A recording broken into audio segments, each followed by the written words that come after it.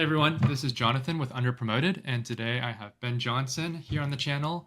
Ben's most well known for creating the Perpetual Chess podcast, which is coming up on its ninth anniversary next month. But what I think is really unique is that Ben has engaged with all aspects of the chess world in a sustained way over that time. What I mean is, for a lot of us, there's probably a few parts of chess we're interested in. Maybe we're players ourselves improving, maybe we're watching streamers, or we're following pro chess. But Ben has not only stayed up to date on all those parts of the chess world, he's also been talking to the people who do that work, the streamers, trainers, players, organizers. And so I think in modern life, there's a lot of people competing to see who can shout their opinion the loudest. But it's great that someone like Ben is working on fostering conversations with a wide range of people. So thanks for joining, Ben. And I will say we're both pretty close to each other in New Jersey, so I've been lucky to meet up with Ben once or twice. But it's great to have you on the channel. Yeah, enough of that real life interaction. It's nice to chat with you on Zoom, although it's not really Zoom. But yeah, thanks for having me, John. Yeah. So last week, I think you recorded episode 457, um, which means you've talked to at least that many people, but actually a lot more. And over the course of encountering all those different people and hearing their perspectives and opinions, are there any opinions or views you've had either about chess or life that have kind of shifted? Uh, Everyone's relationship with chess ebbs and flows. That's something I've definitely noticed in the almost 9 years of doing this, and mine definitely falls in that category as well. There have been multiple shifts over time. Number one, like a lot of the people, especially the improvers I interview, um, how much you compete in chess tends to shift often back and forth. And that's been the case for me. I always do feel like it makes me a better podcast host, just as a lot of the trainers I interview say it makes them the ones who play say it makes them a better trainer when they compete regularly. I do feel, especially with the adult improver interviews, my competing regularly can only add to the conversation. But I'm 48. I have a family. I'm probably not going to get a new peak rating no matter what I do.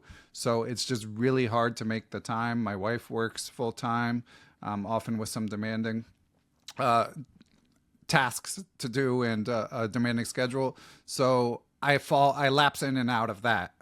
Currently out. I'm not sure when I'll get back in, but it does tend to happen sooner or later. I've noticed, at least for me. And even following professional chess, my interests, like I always feel a professional duty to cover the biggest events, but my personal interest in given events tends to wax and wane, and I'm more interested in some events than other. And when I started the podcast, I really primarily envisioned it as interviewing professional players. And it was only sort of as both hearing what the audience wanted and as my own personal interests have evolved that I started to interview a much broader spectrum of chess adjacent people. Yeah. Yeah, I asked ChatGPT to just look at the list of your, professional players. I think with the current top 100 list, you've interviewed 20 of them. That's what it Wow, said. So not that's bad. yeah, that's a lot. I mean, especially if you consider the people who are there, for the long term and that would be willing to do an interview or could even interview in English. So that's pretty good. Um, yeah, what do you think of per, Perpetual Chess, or you as the host? Do you think of you as having any defining characteristics, or is there anything you'd want people to think of your channel as being? Uh, I would hope my best, like on my best day, I would hope that maybe it's a little bit above the fray, especially to the sort of terminally online chess enthusiast. There's just so many raging debates about just totally irrelevant stuff. And I just don't want to get involved. Actually, my production schedule tends to help with that because I generally, sometimes I fall a bit behind, but more often than not, I record like 2 weeks, 10 days to 2 weeks before an interview comes out. So it's hard for me to cover breaking news, even if I'm tempted to.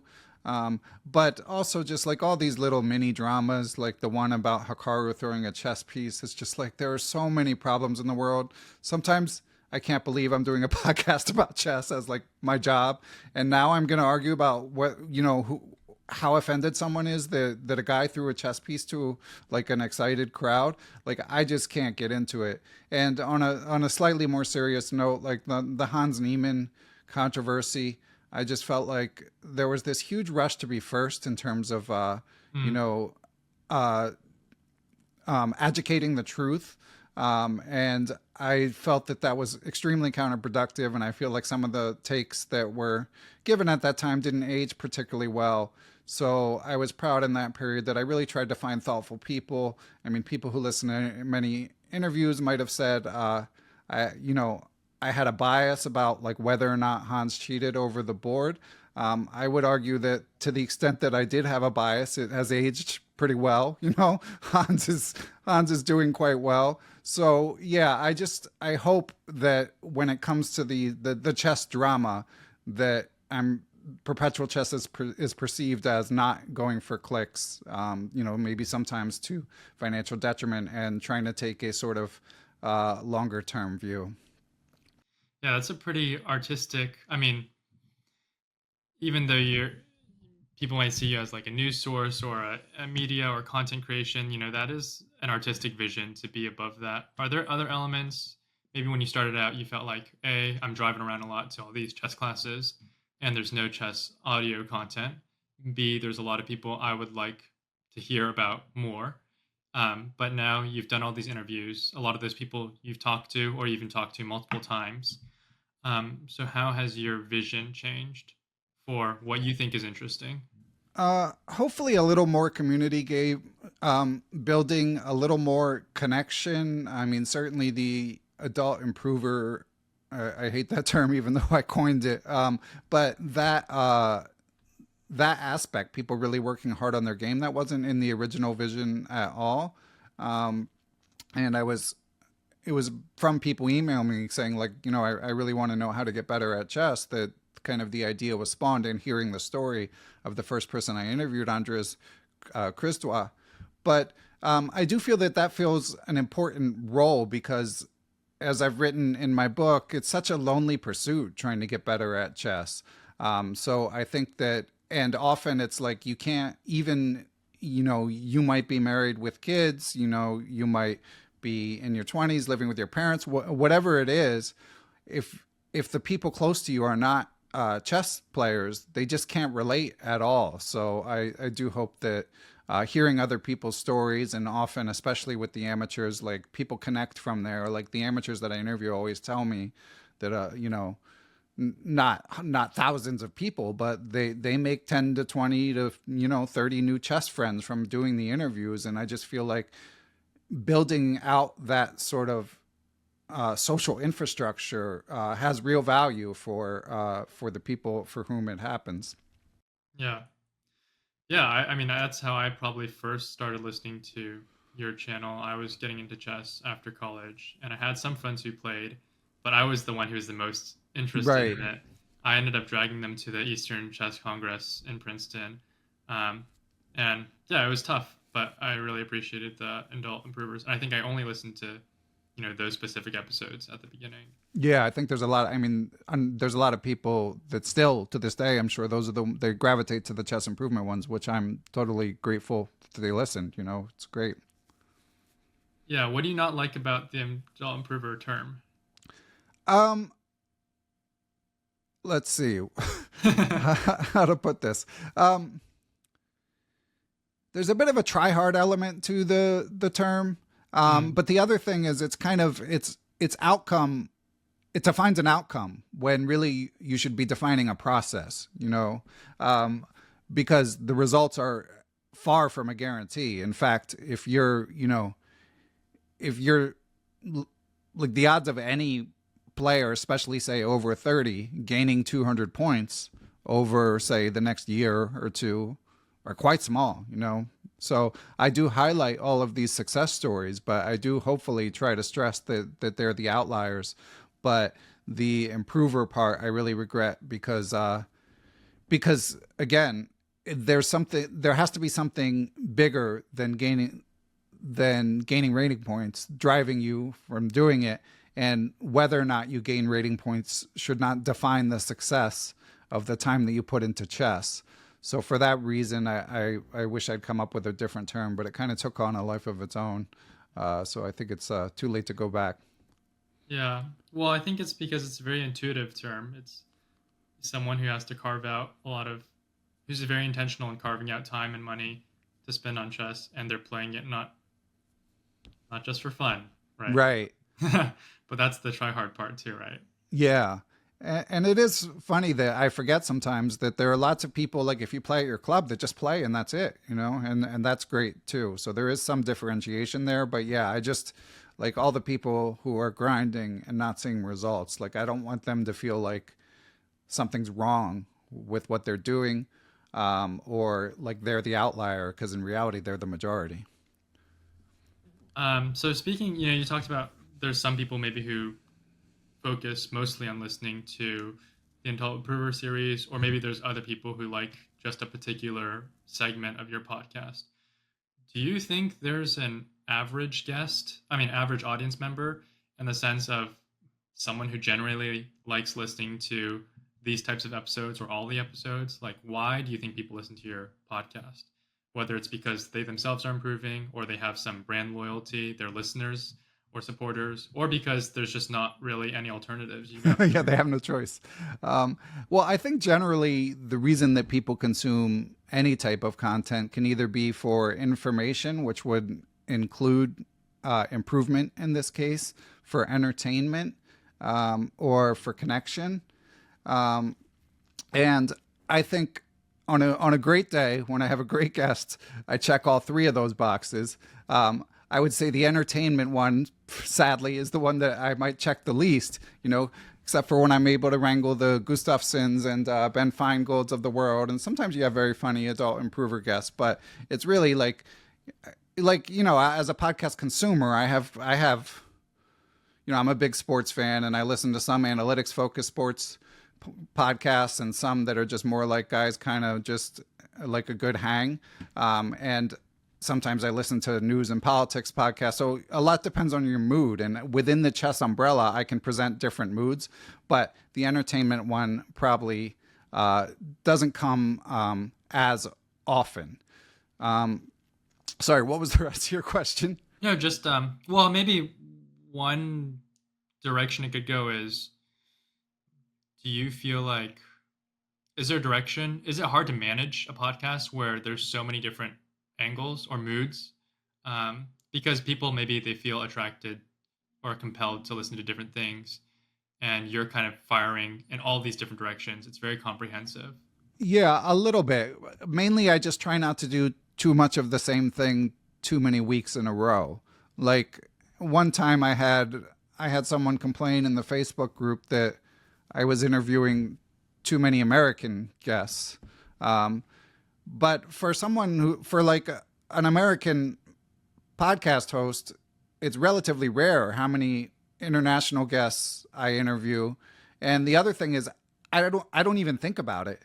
Like when I'm thinking about interviewing a guest, I if they're not native English speakers, I do think about how good their English might be and try to suss that out a little bit. But other than that, like what country a person's from doesn't even cross my mind. But there is, like, keep I try to do at least something chess improvement focused at minimum once a month. And I try not, even though, as I said, my interest in professional chess has waxed and waned, somewhat waned recently, although it's picking back up a little bit. But I try not to ignore the biggest events, whether I'm interested or not. I try not to ignore them. So there is definitely, I keep track of that, but it's more art than science. Yeah. Yeah. Oh, well, we can touch on professional chess in a second. One thing I want to ask is there anything recently, it could be the last few months or last few years, that made you, feel excited or happy or enjoy something about chess in your capacity as a chess fan and a player yourself, not just doing things professionally? Yeah, I mean, I really enjoyed the FIDE Grand Swiss. I mean, I know what kind of tournaments I like, and I end up tending to repeat myself because I enjoy them so much, and I just can't believe there's not more of them. So I was really into that, and there is something about, for all of the faults of FIDE, there is something majestic to me about the World Championship cycle, and that greatly enhances my enjoyment. The huge stakes.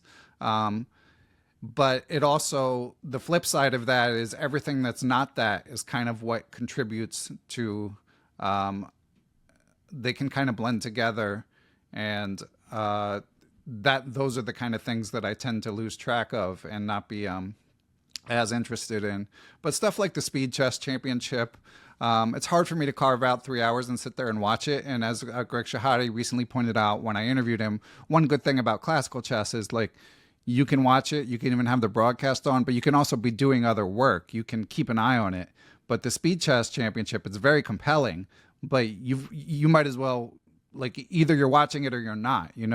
Like you can't really have it on in the background. But as it approaches its final four, I do feel like chess.com has done a great job with that event in particular of differentiating it, and the stakes feel real, which I feel like is often the problem with the elite round robins that don't feed into the candidate cycle. So I think you touched on this a little bit, but just to clarify, to you, what is a compelling professional event, and then what makes you, or what are things people think are compelling that don't really work for you? Well, I don't know how many people do think a lot of these round robins are compelling, but very clear stakes is the most important thing. It has to feel like it really is the most important, like this vital thing. And like not just money, not just yeah, prize. yeah, not just money. Like I'm a big NBA fan, and the NBA actually encounters a similar issue because people just complain that the players don't care about the regular season. If you buy tickets, you often don't know if the star player is even going to play. And it's less to that degree in chess than NBA. But there is an element of that where if they're just playing for cash, and it doesn't feel like it feeds into some sort of broader narrative, then it's harder for me to get into it. Do you feel like, I mean, I don't really like brainstorming tournament structures. I feel like there's kind of a lot of that going on. But Mm-hmm. just to talk about it a little bit more, do you think an elimination format can help with that? I Like the love World them. Cup, even if there weren't Yeah. three spots for the candidates. Yeah, You know, I mean, I love the World Cup. We're recording on November 3rd. It's just getting started. Um, I, the stakes are massive, with candidate spots on the line. I love the relatively fair idea that you have so many players that if someone makes a leap and is able to prove themselves, then that they can, put themselves in a different stratosphere, put themselves on a different trajectory. Now, a lot of these tournaments, um, I I feel like it wouldn't be that hard. It would take some coordination, but it wouldn't be that hard to have sort of an overarching. Levy Rosman talks about this periodically, like a major tournament sort of framework where it feels like the biggest events matter more.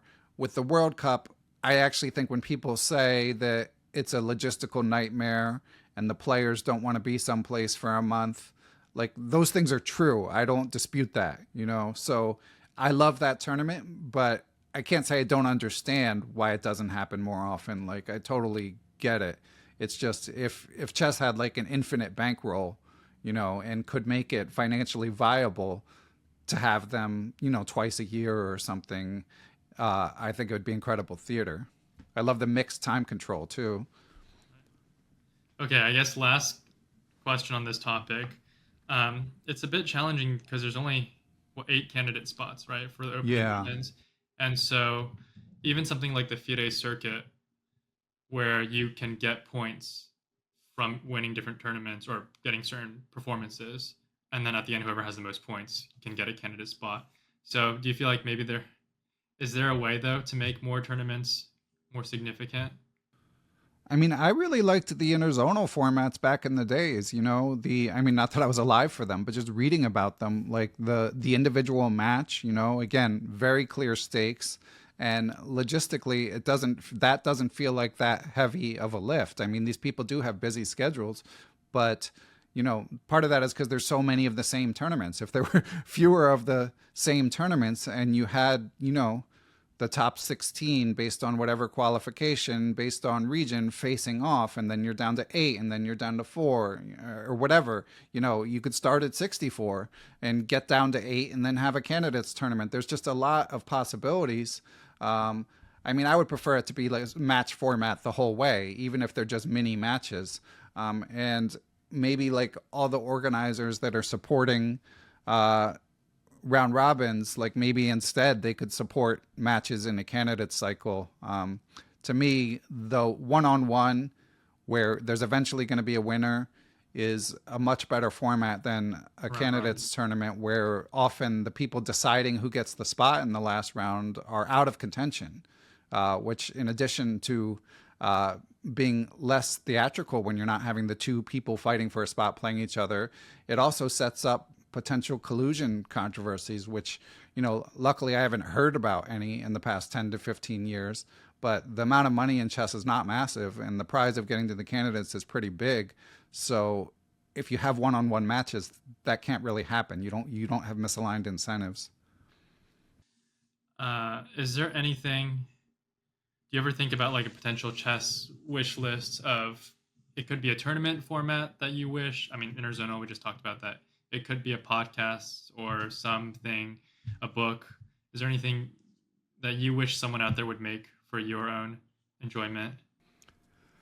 I mean, it's been coming up a lot. I'm very jealous of the local leagues that take place in Europe at the community level, at the amateur level. I would love it if someone just, took the bull by the horns and organized some sort of local league where you play within your region and then there's like a national championship. I think that could really light a spark under the sort of interest in chess at the amateur level.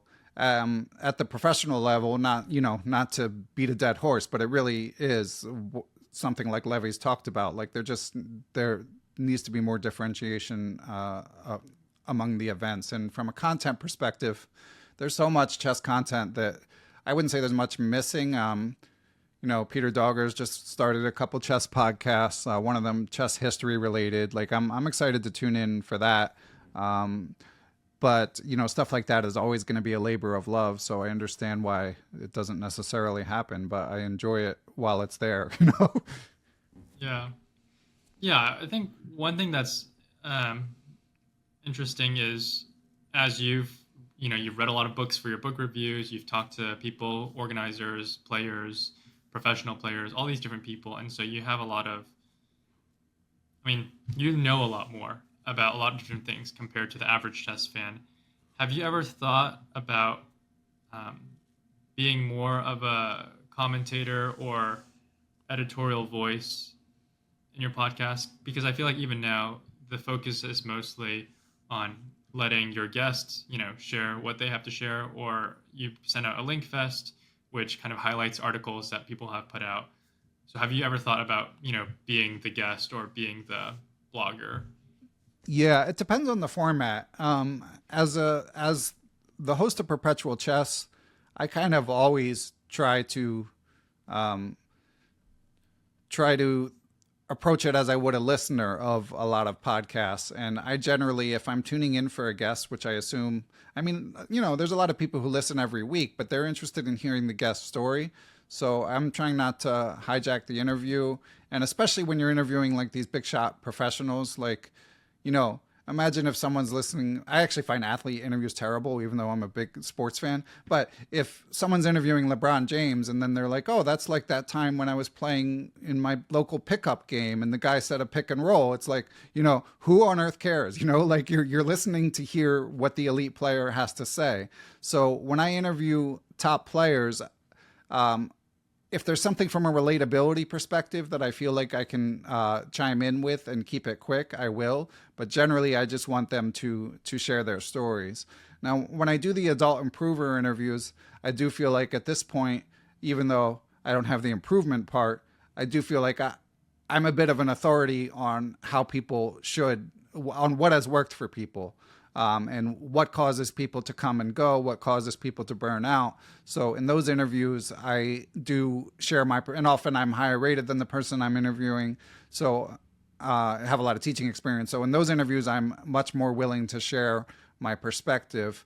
For the Link Fest, which is a weekly newsletter I do where I round up stuff that everyone has written. And sometimes I write a little intro related to something I'm thinking about, more often not. But I don't have any hangups about sharing my thoughts on those. I actually I like that if I have something to say, I can dump it there. And, I don't have to hijack a podcast. I don't have to do like a separate intro or anything. I can just write what I'm thinking about. I can write book reviews. I haven't done it as much as I would like, but I like to have that audience. It's more just that it's quite time consuming as it is. Probably takes 3 hours a week. So more often than not, by the time I've gathered all of the things that I'm linking to, I just can't spend any more time on it. So, but every once in a while I get inspired and try to write something, and I'm glad to have that there. So it's more of a practical choice rather than a creative decision. In that case, yeah, with the podcast it's very conscious. But with the Link Fest it just keeps happening that way. It's people like my friend Nate Solon, like he's quite prolific. He's focusing more on developing his newsletter into a business. Mine is far from a business. So that's part of it as well. But, I do enjoy writing, so I could see a scenario where I really go in on it. But again, it's just hard to justify the time commitment. Right. Yeah, the dollars per hour. Yeah. But I always enjoy getting the Link Fest. I find it fun when you have one sentence introducing, oh, this is what the article. But within that sentence, you could say, oh, Ben, this is probably how Ben feels about this. Right. Yeah. So, yeah, and I think people enjoy that. And you have expertise and you have the knowledge, which a lot of us don't, just having talked to so many people. So we'll see how that goes. You mentioned disliking athlete interviews. You're a big basketball fan. Why do you dislike athlete interviews? And do you feel like there's parallels to interviewing pro chess players? I don't think there's that many parallels. I will say interviewing the very best chess players, there are parallels, because there's nothing like Magnus is not an authority on chess improvement, even though I still put Kasparov number one, but okay. So second best or first best player of all time. He's the most improved. Yeah, exactly. But things just came so easily to him that he can tell you whether or not a book helped him. And that is certainly helpful, or a particular resource. But I don't feel like what he did is replicable for the rest of the world. I feel like for the most part, there are exceptions, but for the most part, I guess it somewhat depends on what the sport is and what the individual athlete's approach is. But often it's just like they're just better at the thing, like they just run faster or jump higher, like there's no great insight. They might have trained hard with that natural talent, not to diminish their tasks, but at the same point, they're just really good at that thing. So I think another thing about you being so observant and persistent and following chess is that there is a lot, we talked about staying above the fray earlier. There is a lot of unnecessary drama, but maybe you feel like you still need to stay on top of it because of the podcast, because of finding guests, because maybe there's some expectations that you'll cover the biggest news items. How do you deal with that? Because maybe you feel some personal objection or frustration with it, but you also are stuck. Yeah, luckily, I think, my audience at this point is fairly stable. It's not growing. It's not really shrinking. So, and I feel like even people who don't listen to Perpetual Chess, they kind of know what it is at this point. So I'm fortunate that it's sort of a self-selected audience at this point. Like, I don't get people saying like, hey, why aren't you covering PogChamps more? Like they know. And again, like we want chess to be the biggest umbrella possible.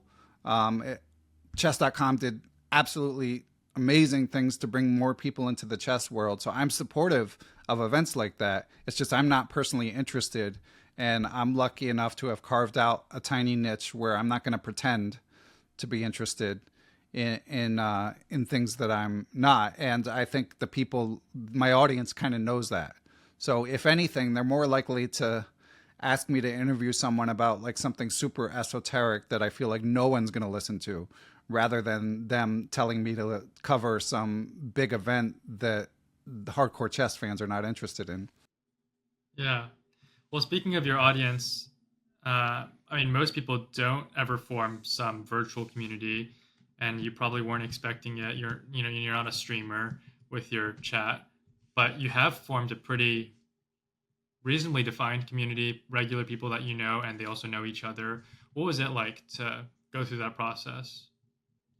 It's great, especially because, like, as I mentioned, I'm 48. Like, when I interviewed like Jesse Cry, um, like when I think about the people I came up playing chess with, a lot of them are out of chess. The vast majority. They might play, they might have anonymous accounts where they play Blitz and stuff like that, but they're like, they're living their lives. They're not thinking about chess. So I don't feel like I have that many peers left. So it's really nice to feel this big network of people where if I go to a tournament, even though there might be no one that I grew up with playing, that I'll know someone, and hopefully through the among many other things, there's stuff like Chess Dojo, which does an amazing job connecting people. Like hopefully the podcast can also contribute to other people. Since I'm not going to tournaments lately, other people also feeling like they're more likely to see someone they know or coordinating in advance, sharing a room, whatever it might be. Yeah. Yeah, and you do like the Zoom hangouts, and I guess you've called a couple of your people have reached out and just scheduled a chat with you to get to know them, right? Yeah, yeah. So that's for Patreon subs, which I know not everyone is in a position to help support, but I do enjoy like just talking chess with people. Um, uh, what, like I enjoy it, so I really should do it more often. But and even I think there were a couple I did around major events that were just open to the public back before Chess Twitter kind of. I mean, I'm not on it anymore. It's still there, I guess. Um, I know there's a lot of constraints, a lot of, sometimes we have to make practical decisions with time constraints. But if you had, 10, 20 extra hours a week, which you don't, what chess project or perpetual chess project would you be working on? Wow, that's a good question. I mean, this one might come back. I've been working on a chess exercises book that I just kind of haven't returned to in a while, but I would like in an alternative life, I really enjoy writing. That's the thing that if I could get the time and channel the focus, I would like to pursue it in some aspect. I have different ideas, like uh, one, channel my earning Chernev and really sort of target that rating range. I do feel like there should be better. I mean, I think part of the reason there isn't better, more accessible writing for, say, the 1,000 to 1,500 range is all of it's on YouTube and all of it's free on YouTube, and a lot of it is fantastic.